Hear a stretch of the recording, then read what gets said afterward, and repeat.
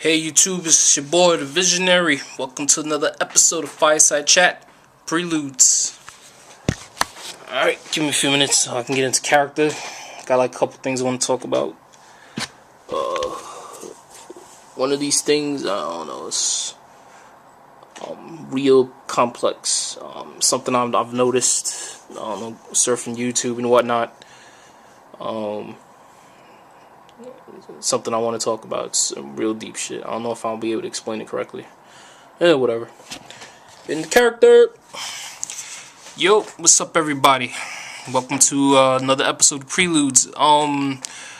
Today's a very special day.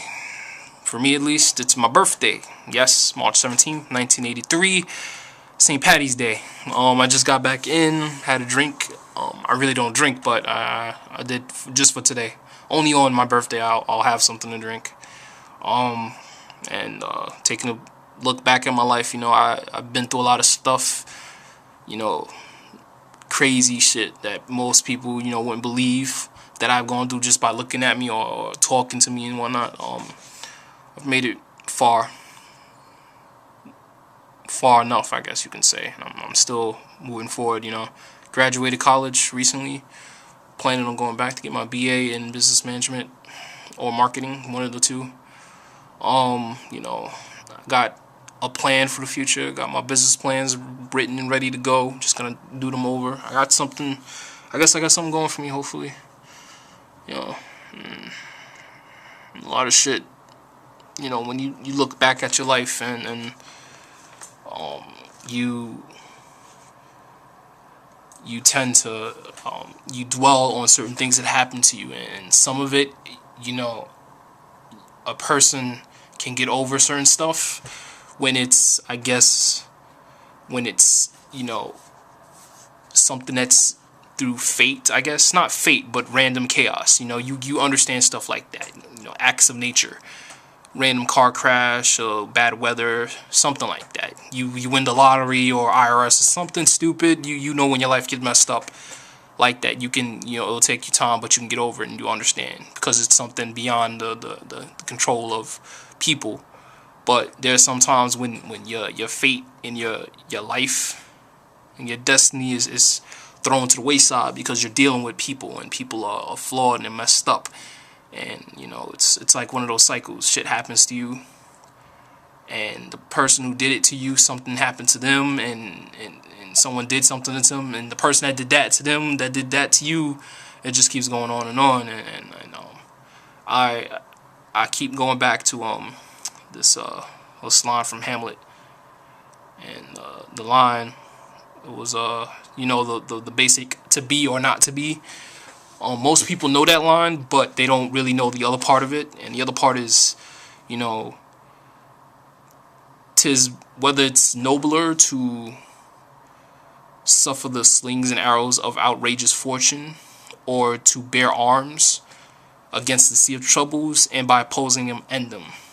And to be nevermore, some other words. And the line, it says a lot. Like, when you get to a certain point in your life and you start to look back on all the people that did shit to you, for no reason. And I can, again, when you get to a certain point, when you mature, you can understand when someone does something to you, like betrayal, for instance.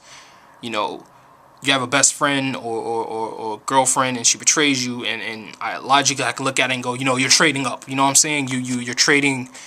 You're sacrificing something to get something of equal or greater value. I understand the concept. But when people mess up your life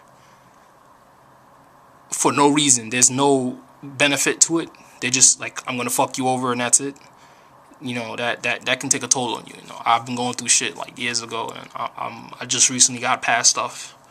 And it's a weird thing. And then to see that these people, are succeeding in life, and it kind of like, I don't know, it puts your whole perspective of God and religion in question, because it's like, okay, well, you do the whole bargain basement anger thing, saying, God's gonna take care of them, they'll get what they deserve in the end. And and then it's funny because these people also believe in God too, so it's like, they screwed you over, royally for no reason, and then you believe in God and you're hoping that something's gonna happen to them, and then years go by and you see that they're doing good for themselves, and it just gets to you. It's weird though. It's one of those interesting journeys, you gotta learn how to take and get through. But I'm here, I'm alive, I'm still moving. I got a plan ahead of me, so I'm good. Now, moving on to some of the things I want to talk about. What have I been reading in the newspaper? Japan again, like their nuclear reactors are still popping off. One of the main ones, I forgot the name of the county, because there's two reactors that got hit and there's a problem there. One of them, when you have nuclear plants, there's like cooling cells for the rods. So whenever a rod is not cooled down to a certain degree or something like that, it causes a leak. So one of the pods or whatever, there's a leak, and then there's going to be another. Now that's not super bad. That's bad, but that's not super bad.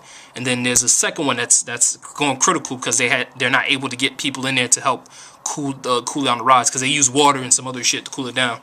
So damn, again, my heart goes out to them. I hope they'll be able to handle this situation down there. And it seems like what do you call it? World War II all over again. Nagasaki dropped the fucking atomic bomb on them, and it's gonna fuck their culture up even more. Because once that shit, the clouds pop off, like if the leak gets out, and that's like a good 30-40 years of agriculture fucked up, and landscape done. Can't grow no food there and whatnot in those areas. So I hope they deal with that as best they can. Another issue I want to talk about. I was reading. Random. I don't know. It seems like an old argument. It's indicative of an old argument. Black saying white people doing this and that. And there's this article, Ebony, right? And the article was basically about education, like disciplinary tactics used against African American kids.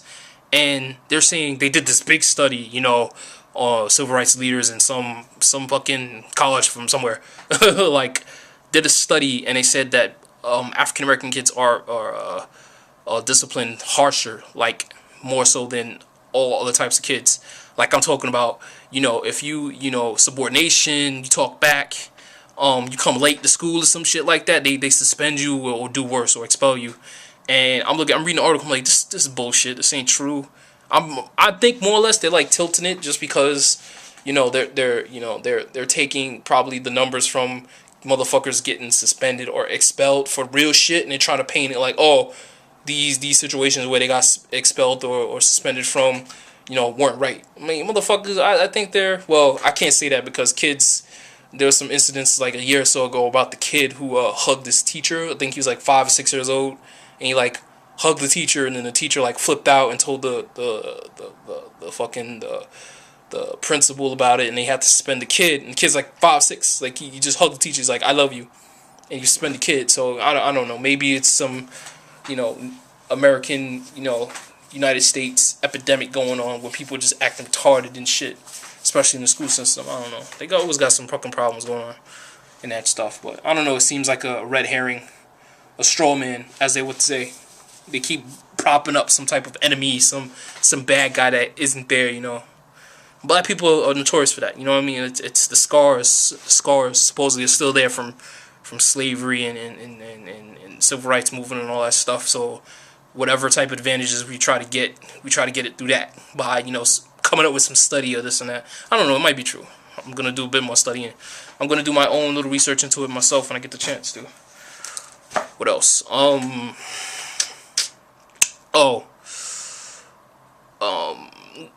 Going on Daily Motion, which is like another YouTube, has the same type of shit in terms of African American gender relations and so on and so forth.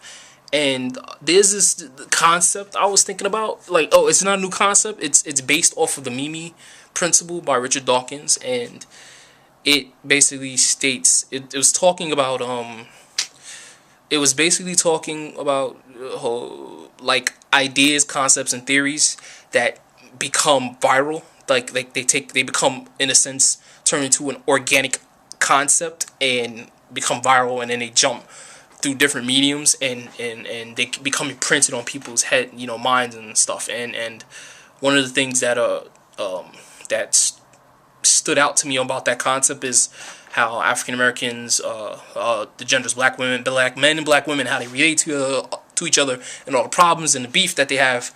And I keep hearing, I keep differentiating between the different types of people, the different groups, because within the African American diaspora, I see that there are different subgroups within that main family, that main group. And within those subgroups, I see more groups, and there's one group that's saying black women do this, and one other group is saying black men do that. And what I hear is, like, let's say, for example, just to simplify it, there's 4 groups, and each one of the groups has a particular one particular problem, 4 different problems for the 4 different groups. One group says one thing, and then that idea or that problem, the concept becomes viral, and it becomes a meme. So it becomes the battle cry of anyone who's ever had a problem with a black person. So it carries over to the other 3 groups within that main group, that subgroup.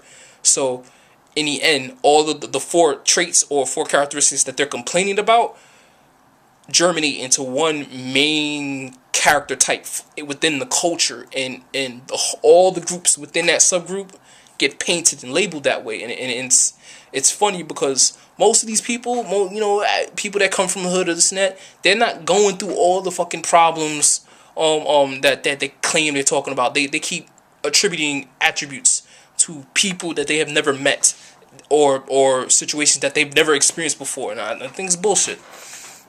I'm gonna do a video specifically on that to further explain it, because I be hearing black women talking about, black men, they be, they don't like hair and this and that, blah blah blah, and I'm saying that, that's bullshit, because literally tell me, I want you to give me like a consistent string of situations where a black man said, yo, I don't like the way your hair looks, I want your hair to look straight and like a white woman's and this and that. I want to see that, because that's one of the battle cries that black women talk about in terms of hair, aesthetics and beauty and stuff like that. It's bullshit. But anyway, that's it for my rant. I'm done. I'll be on probably another few days with my Fireside Chats, another video. It's going to be based around unions, politics, unions. It's going to be a companion video to a friend of mine whose channel is called Adam's Theory, so hit that up when you get the chance to. It's going to be about unions and do we need them and their importance. Alright, peace.